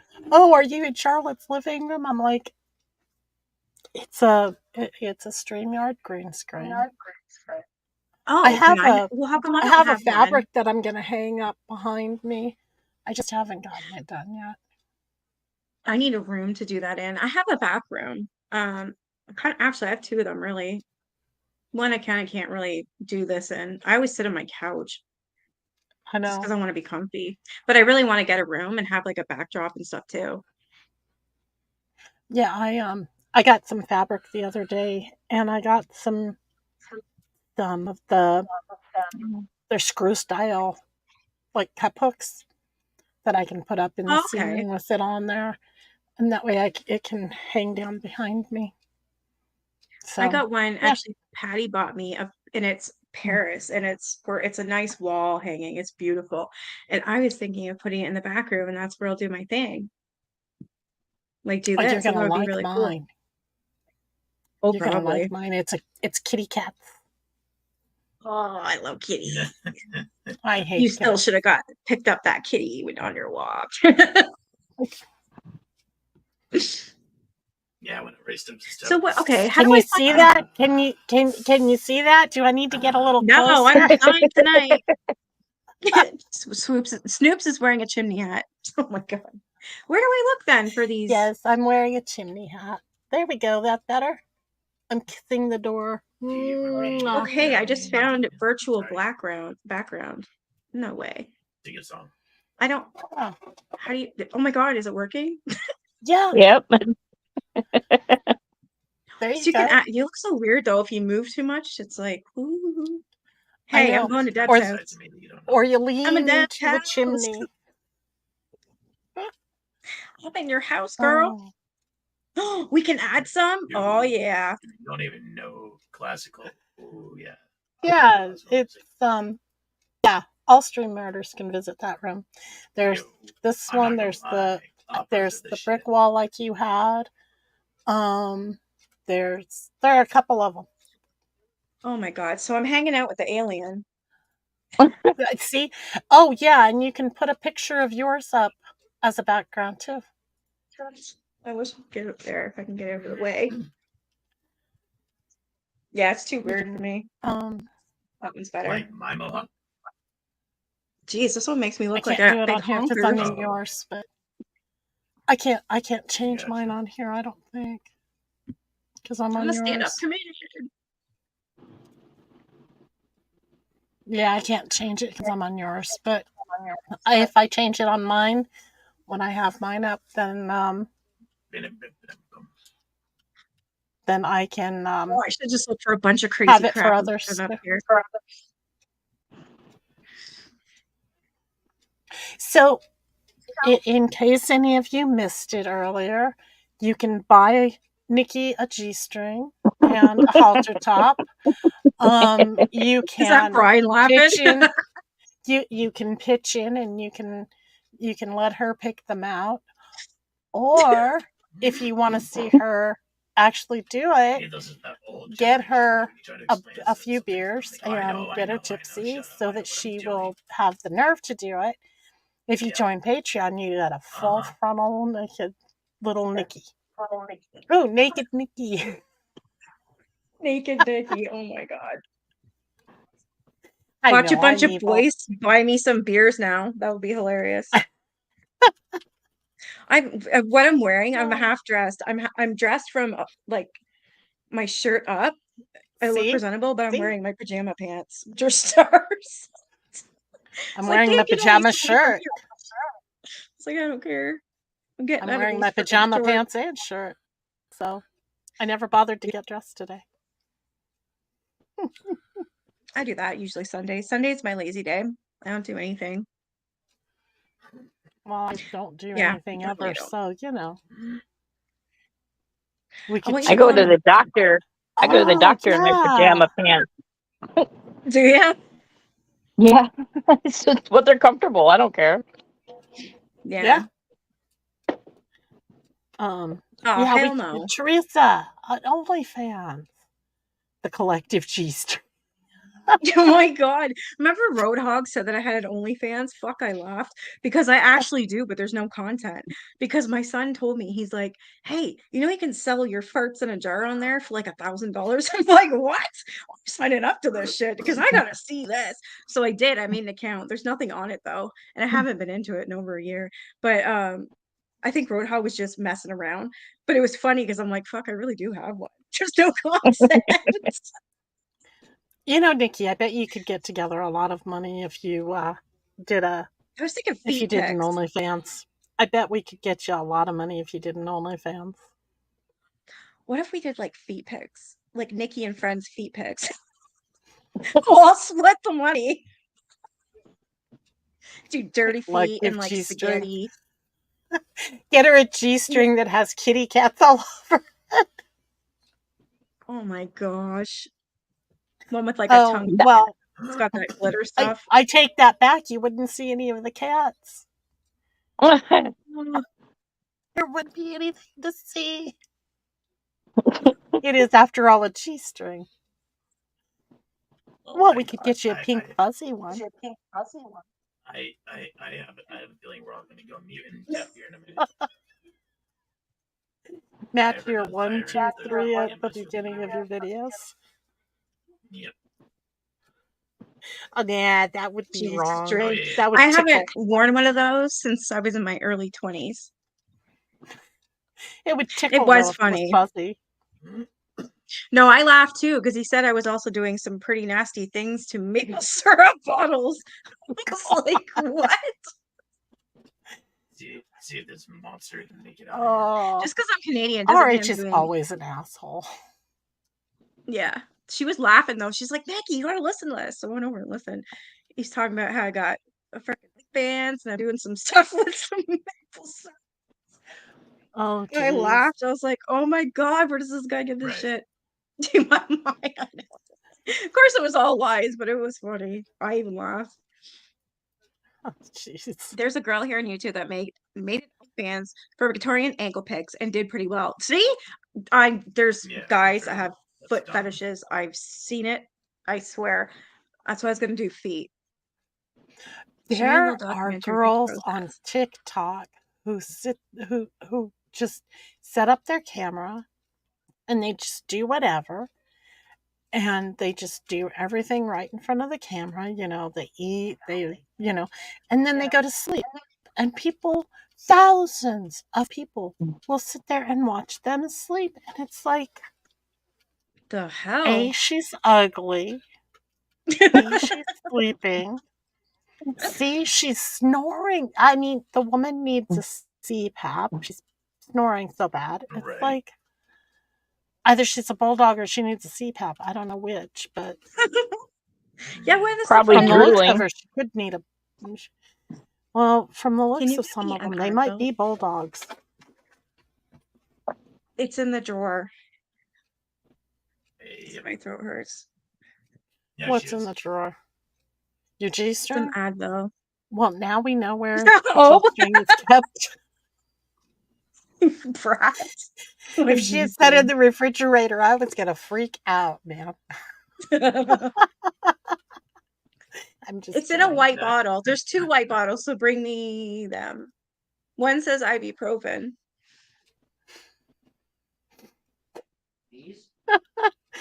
Yeah, one of those. If I the think it's other one right. is acid, definitely make sure you don't mix them up. Thank you. LSD. What was the other one? Coke? You Don't wanna mix ride? up I'm not those doing white anything. bottles, dude. Yes, it was Yeah. ibuprofen. Can't be mad at them. They're making money while they sleep. Yeah. This is my third one. You like the lemonade? I don't know. I don't really like the iced tea because his name is Splenda, and I didn't realize, or sweet tea's name is Splenda. I bought like This tastes like it does. I like that one too. I'm drinking the cherry Kool-Aid Oh, one. Mickey, shave your underarms before you do that, please. Shut up. Well, at least she's got her legs covered, so when she lifted up her leg, you couldn't see the forest. Oh my God. I'm grounding you. Which one is it? Okay, you know what? In all seriousness, I was going to Yeah. take my what do you- laptop, put it in my room, and have it on me on live all night long while I'm No, sleeping, mine's brighter than so yours, that honey. I can catch this bullshit Yeah. ghost that's fucking with me. I can finally get it on film, either the noises at least or It's a something. bug. But I'm Well, do scared it. that I might fart or I'll forget and I'll walk right in front with my underwear. You know what I mean? Nikki, Yes. get one of those cameras. Where you going? 7208. Get one of the cameras like I heard you. you It's see over in in the the beach, right? videos. You know how they have the If you want to double they check have my the marker. security cameras and they have the footage from the security cameras. Get one of those and put in your room. or just get a Put in pet your living cam. room. Yeah. I mean, there are options that are not very expensive. Good, I'll check that out because I was gonna use just my laptop, but I mean to have it live, it's live. I kind of, Yeah. I mean, if I'm gonna rip one, I'm gonna rip one, you know. But I don't want to like walk by half naked and forget, or half asleep, or oh my God, I have night terrors. Actually, it might be kind of cool because I do have night terrors, and you'll see like I fight in my sleep and I scream and I cry and it's So horrific. this is like last night. Okay, folks. So Or well, not anymore. His armor. if you donate $1 tonight, we'll get Nikki to do all of it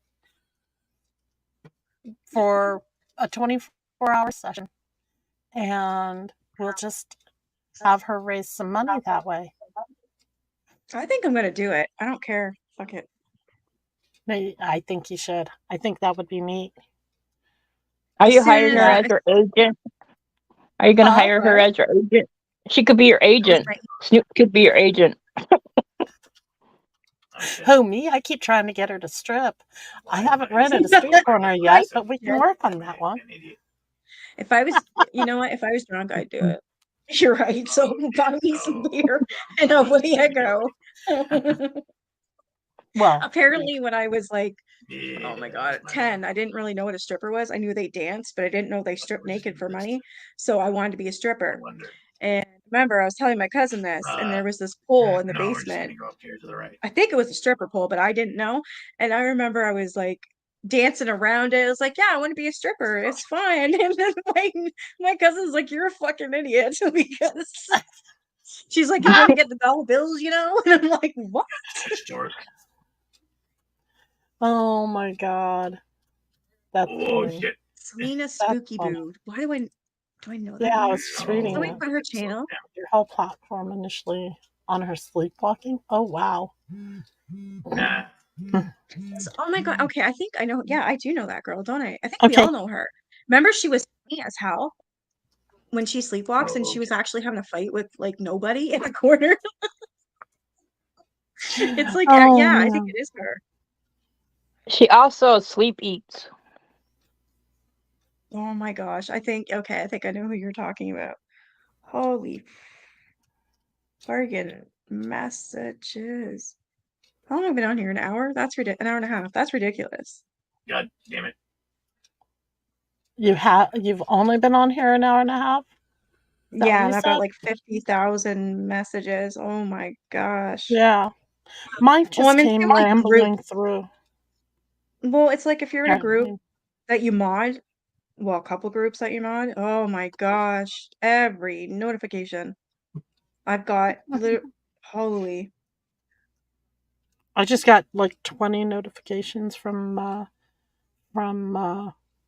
Discord. That's what happens. They all pile in all at once. Like, Yeah. you could pop them in as they happen.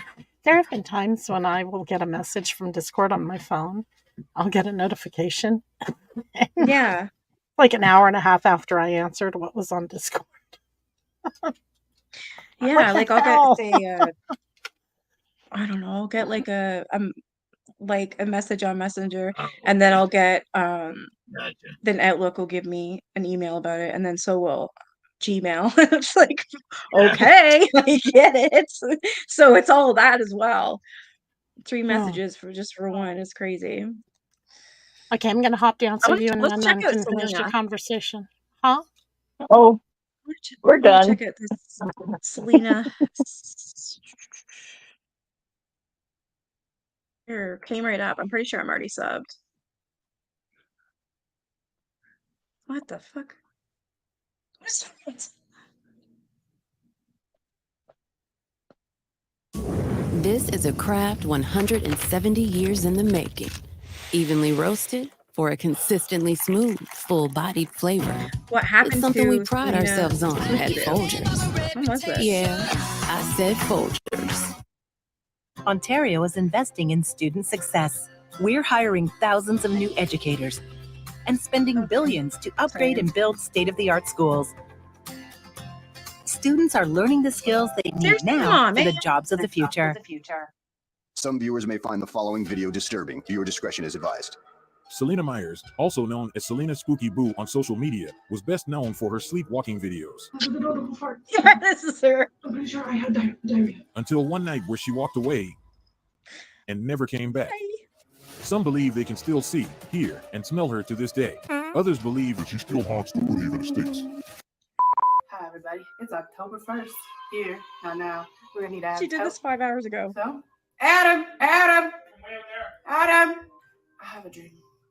I would like to become a ghost. Okay. Oh, that kind of dream. I have a sheet. I got some white face paint. I got some black face paint. You have a sheet. Why do you need all the extras? Because I don't like the holes. I don't like breathing. Is she through not going to stuff. show any I would like to sleepwalking? create If not, face I'm going to so that I do can one have where a she motion. does. I like that. You're Yeah. gonna, the expression will come through. It's October 1st. Oh my god, really? Legs. Stop. No, you can't. Yes, your legs are totally Okay, here we showing. go. Ready? Okay. Now your legs are showing again. Stop. I'm a ghost with crop. Oh. Gee. Really? That is terrifying. I spooked you because I'm a spook. Yes. I'm a spirit. Yes. And I'm a spirit. I'm just Touch my nipples. tickling your nipples. But I'm a ghost. Stop. You can't stop me. Your hands go right through me, buddy. I can see you now because I don't like it. I can't see you. No, it's because it's daytime and you can't see ghosts in the day. Tell me, can you feel me though? Could you feel it? I though? feel the wind. But can you see me? No, I can't. No, not at all. No. Can you feel it? This is crazy. I gotta find one where Where are we she's going? actually It's Florence. sleepwalking and they're Why? funny. We're going to try and drop for the Sasquatch. It's just being Yeah. nerves. They've been seen here in these lands. Yep. Anybody wonder what her neighbors think? She's 24, lives like she. All I want to know is where the hell's her sleepwalking vids?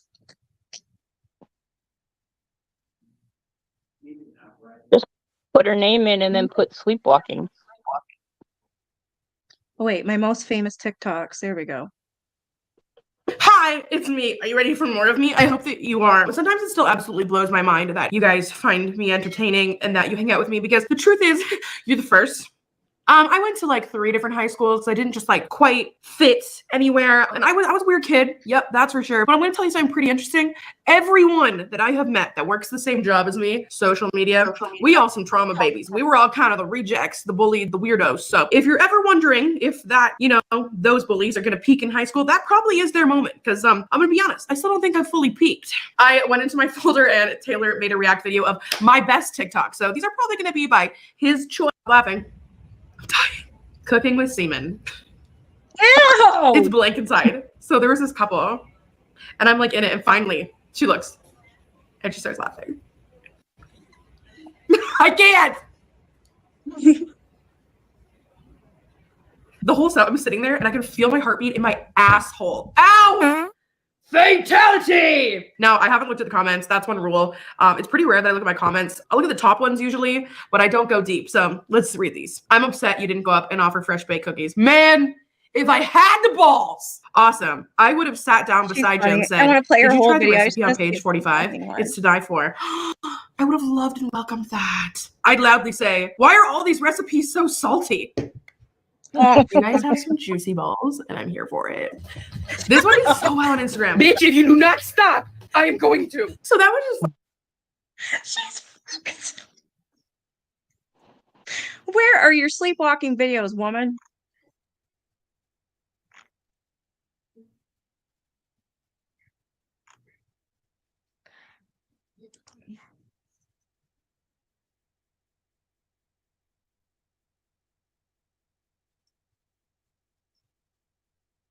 Okay, complete sleepwalking compilation updated. Hey guys, it's Selena Spooky Boo here, and welcome to the official Selena Spooky Boo sleep. My door is locked, and I'm gonna have to go to the front desk, and I'm my boobs.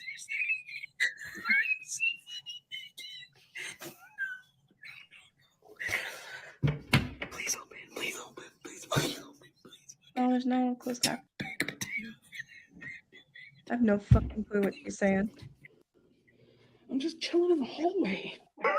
I'm a sleepwalker. I've always been a sleepwalker, and I sleepwalk alone.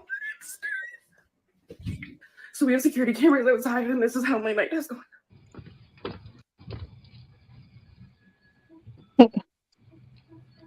This is how my night's gone. No, no, no. No, no, no, no, no, no, no, no, no, no. Adam, I was naked behind the plaza! Naked?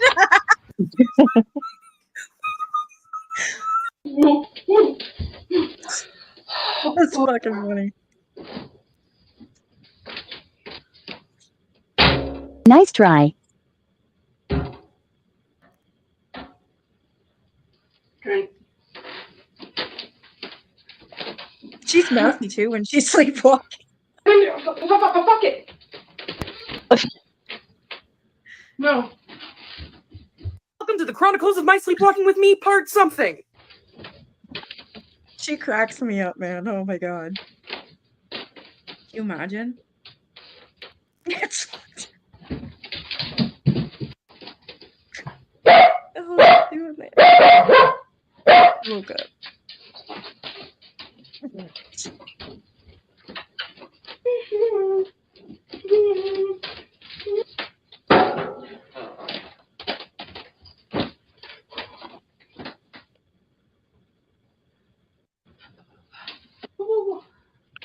You can. Take. What was that? Oh, I missed it. I think that was Yoda. That doesn't feel right. No.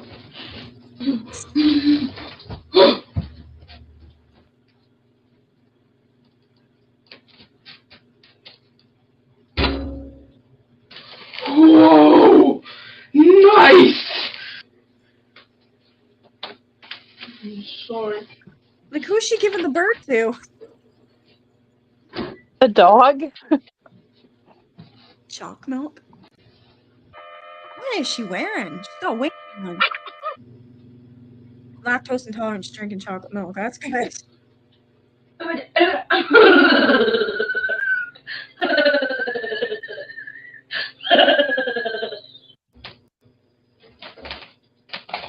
Fuck off!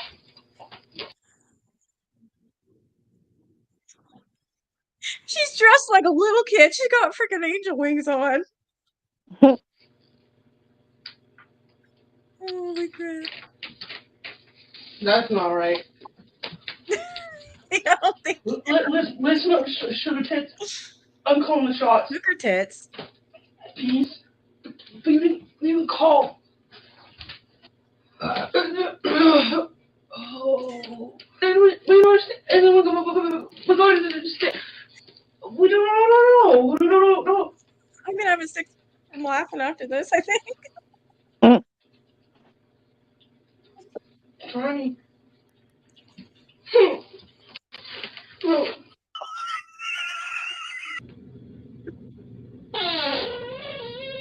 You were a sleep eater for years? Oh my gosh. Huh? Oh. Wow. The Shoppers Beauty Plus event is back. Discover more points, Yeah, holy shit. more new and exclusive.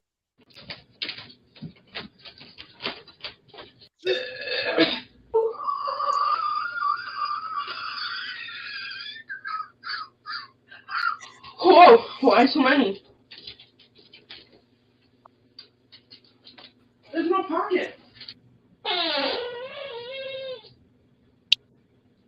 Who? No. That's insane. How could you sleep in that? Are you mad at me?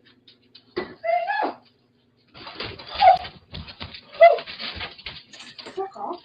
That's what you get. That's what you get. Go.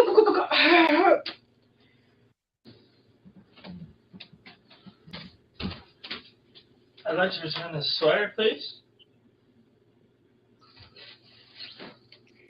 Wow. Ha. Okay, got it. Do you want a sandwich? Yeah. Sandwich. No. So what, he's sleepwalking? Present came and he went and then. What is going on? Oh. Great.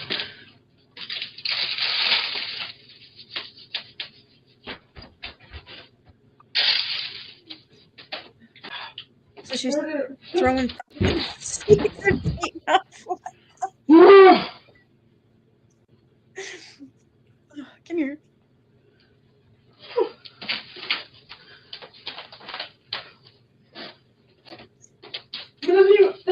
Calm the fuck down. I like to fight, eh? In my house. It's good.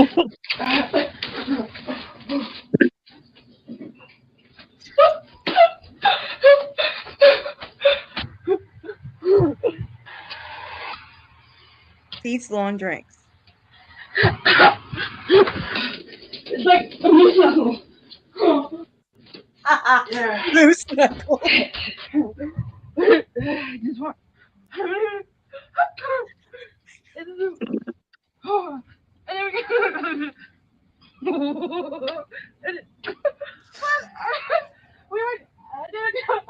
oh boy. Yeah. I know. It has the spices on the top and the yeah.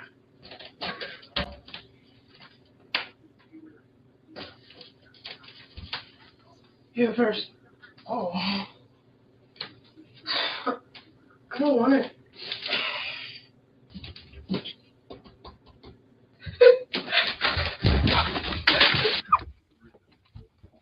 You know, it's probably why. You too, Hank. Have a good night.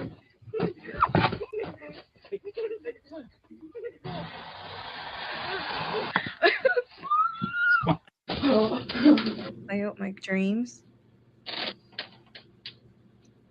Okay. Just don't.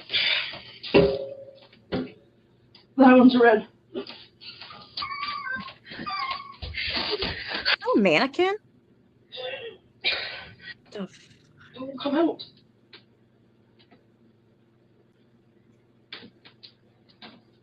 That's nice. Showing your. You gonna blow them a kiss with that thing?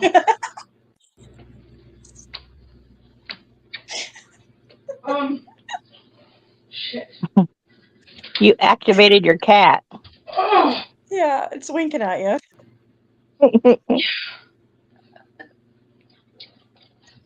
Oh, I think I'm freaking tired. Go to bed. Done. It's the cat that likes to suck on blankets. She's done it since she was a baby. So I activate her by grabbing a blanket. Listen.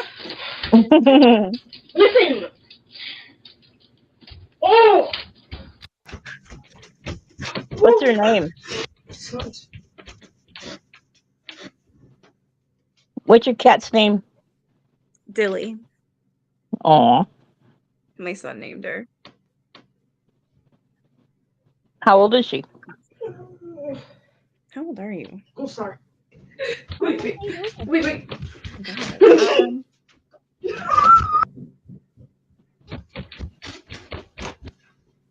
I can't remember if I got her in 2018 or not.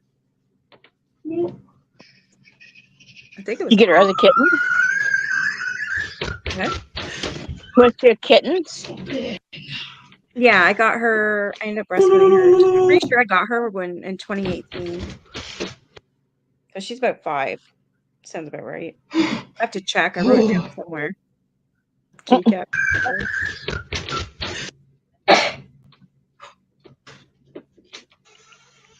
Bye, fucker. I should stop playing this though, or I'm gonna get like a strike. I hope not. All right, guys, I should get off of here. I'm getting hungry. Do you have s'mores? Yeah, I ended up buying that one. Was it the brownie one? Oh yeah, it looks good. But I have to go buy a pan for it because I don't have the right size. Aw. Size. What size do you need? 20 by 20 centimeters, I think.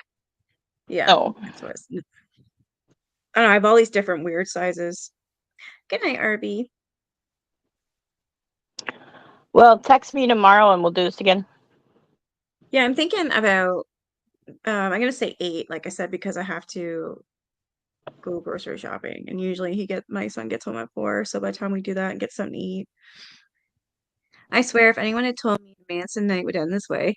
Honestly, I love ending on a good note because, well, I'm an empath. A lot of us are in here, and I find that if we just do the scary stuff and leave it at that, I find I get nightmares. So I like to leave laughing.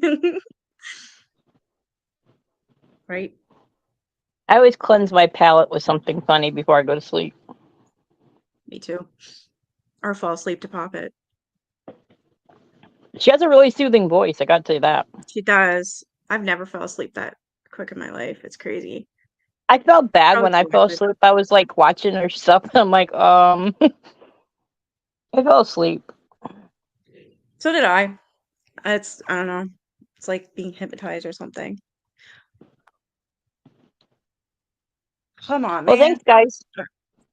I'll see you Yeah, tomorrow. thanks for joining me. And yeah, we'll Um, be back tomorrow at 8 p.m. Eastern Standard Time. Okay. Thank you. But thank you for joining me. And yeah, I'll text you and everything before we go live. Okay. Night, guys. Night, guys. Bye.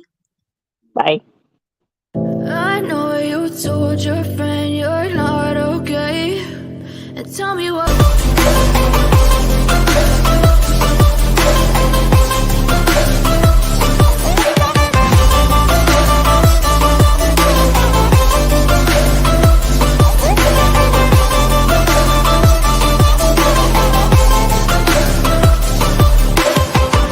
I know you told your friend you're not okay. And tell me what's wrong and why you never said you felt that way. And guess you're trying to stay strong and fake a smile until I look away. But I've known you too long, it hurts to watch your blue eyes fade to gray.